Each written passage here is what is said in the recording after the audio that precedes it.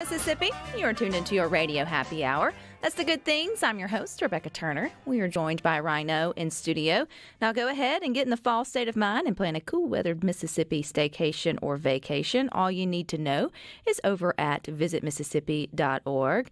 Now, is it too early to start talking about Halloween? I don't know. I sure hope not, because coming up on Monday, that's September the 13th at 8 p.m. Central, the Food Network is launching the Halloween Baking Championships, a new season of that. And we've got a Mississippi native to root on, and he's joining us today on Good Things. Hey, Guillermo. Hello. It's so good to have you here, and how much fun. Number one, I think adding the themes to baking competitions like Halloween or Christmas or whatever just adds an extra layer of excitement. But how did you even get the opportunity to be a part of the Halloween Baking Championship?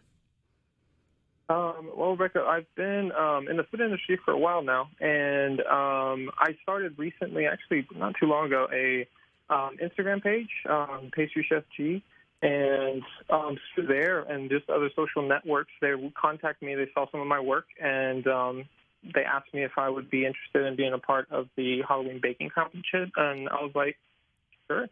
So that's how.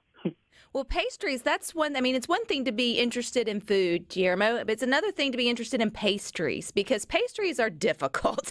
Anyone listening to Good Things knows that, coming out and nailing it, so to speak, is pretty tough. So where did you get your love of, trying pastries? Well, I love the pastry a lot because of that, because it was challenging. I do enjoy a challenge, and as far as cooking goes and just pastry-wise, there's so much that you can do, and it's so precise, like you said, and so the more you spend time with and figure it out, the more you're able to see how chemical things react, temperature control, time-sensitive things. There's a whole slew of things that go into things from making chocolates to making just regular bread. So I was just intrigued by that whole world and just kind of kept playing around and kept learning from people that had been doing it for most of their lives. Pastry chefs typically, it's a long-time career thing, and there's such a passion for it. And I learned that just being on the show with my fellow competitors, just the passion that they have for it, because it's such an art form. It is such an art form, and it's one thing that makes it exciting to watch. It's like the Halloween Baking Championships and the other sort of food championships or food contests that the Food Network hosts. It's always a lot of fun, too, when you at least have a familiar face, and we hope we're getting to know you today so we can be rooting you on. So let's talk about the contest. I know you can't give things away, but sort of set the stage for us. When we tune in Monday night at 8 p.m. Central for you, Guillermo, what are we going to see? So everything is going to be Halloween themed, obviously. But the other thing that they added to it is that it's all going to be 80s themed. So you're going to see a lot of retro stuff, a lot of slasher themed, even just costumes with the judges. I believe the first episode, the first challenge is pie, actually, because there's a serial killer out there, and so we have to make cereal pies. So you'll get to see that. And I think the other challenge that we had was making mega cakes. So those are a few things that you can look forward to seeing on Monday. When you're talking about 80s horror slasher films or classics, was there one movie you hoped would show up in the contest, going into it, knowing the theme, where you're just like, I hope that I can show my food artistic abilities for this movie? If there was a movie, probably Beetlejuice.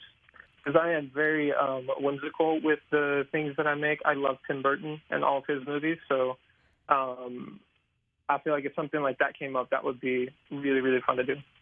Can you tell us a little bit about the judges? You mentioned that they are going to be in costume, which I think is a lot of fun, but they add a lot of spice to those type of competitions, depending on their personalities.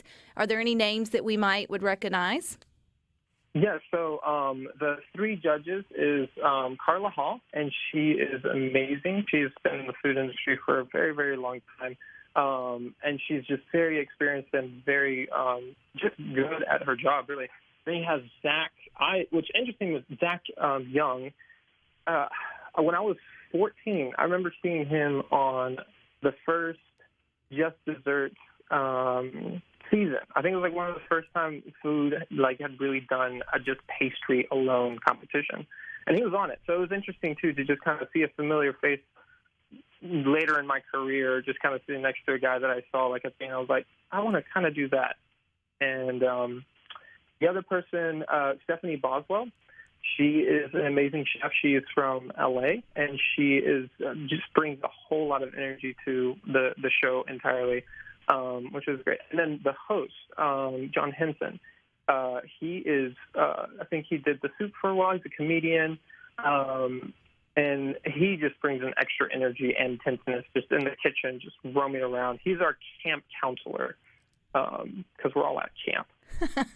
Which, and I think it's Camp Devil's Food Lake instead of cake, which I just love the play on the words there, and I'm sure it's going to be a lot of fun. Now, I know, again, you can't give us any future, like what happened, breaking news, but you had to have already taped this and for it to be coming out. So how far back in the year were you in Halloween mode?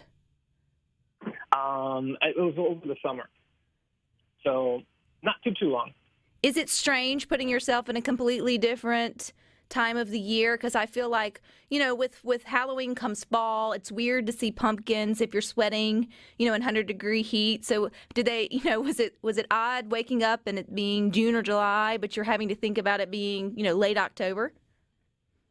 It definitely put you in a completely different mindset. The good thing is that if there's an excuse for me to have 2 Halloweens a year, it was just that much more fun. So basically, I got to live 2 Halloweens, which not a lot of people get to do. Well, that is a great way to sort of look at it. I love that. Okay, there's some actual big prizes on the line here for the Halloween Baking Championship. So what's at the end? Other than the title of champion, what's up for grabs? Bragging rights, obviously. That's the biggest one. No, but the prize is $25,000. So if you win, which we have to tune in to watch, I know that. Do you already know what you would splurge that $25K on? Oh, there's so many things, so many just life basic things. I mean, the basic answer would probably be either probably student loans at this point. That is a wise answer to spend that kind of cash on, because then you'll have cash for the rest of your life, not having to pay those loans. But I know you'll also have this experience regardless of what happens. You also have your love of pastry. You mentioned your Instagram account. Are you still active there, even in baking and making pastries now that you're back in Mississippi? Yeah, so I've been uploading slowly, just the wide library that I have of work that I have done in the past. So I'm just kind of reliving those because I've never really put them out there. And then I'm doing some consulting work. So I'm a pastry chef consultant here in Jackson, Mississippi. I've worked with a few restaurants around the area. I used to be the pastry sous chef for La Brioche, so I have a close connection with them. You do have some good background. What's your favorite thing to make? What's like Guillermo's signature pastry? My signature pastry was probably croissants, honestly. Just laminates is just top-notch. I've never met a croissant I didn't like, but there are some that are better than others. I'll have to give you that. There are definitely some that are better than others.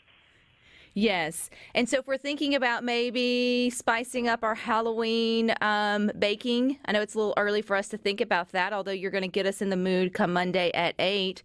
Are there any tricks or tips that you have up your sleeves for maybe the simple things like cupcakes or cakes or whatever you might think? Yeah. I will say use vanilla for everything, and good vanilla. So what's good vanilla? Well, actually, vanilla is expensive right now. No, don't go get any of the imitation stuff. If you can get vanilla bean, straight, just vanilla bean, that's going to be great. But if you could get vanilla bean paste, just put that just a little bit on almost like anything. And I trust you, you'll go from like having just a regular cookie from people eating it and just being like, what did you put in this? And you're just like, it's vanilla. That is, you know what, that is on my bucket list of life, is to bake something and someone have such a positive response to it that they're like, what's in this, Rebecca? Because that, Guillermo, has never happened for me. But that's okay. I leave it to the professionals who know how to make pastries. All right, so we can tune in Monday night, 8 p.m. on the Food Network, but then also it's streaming on Discovery Plus. Same day or next day? Same day, I believe. All righty. Well, we'll be keeping up with you, Guillermo. Wishing you the best of luck. A happy Halloween early, and we're rooting for you. All right. Thanks, Rebecca. It was a pleasure. All righty. You guys stick with us. We got more for you coming up.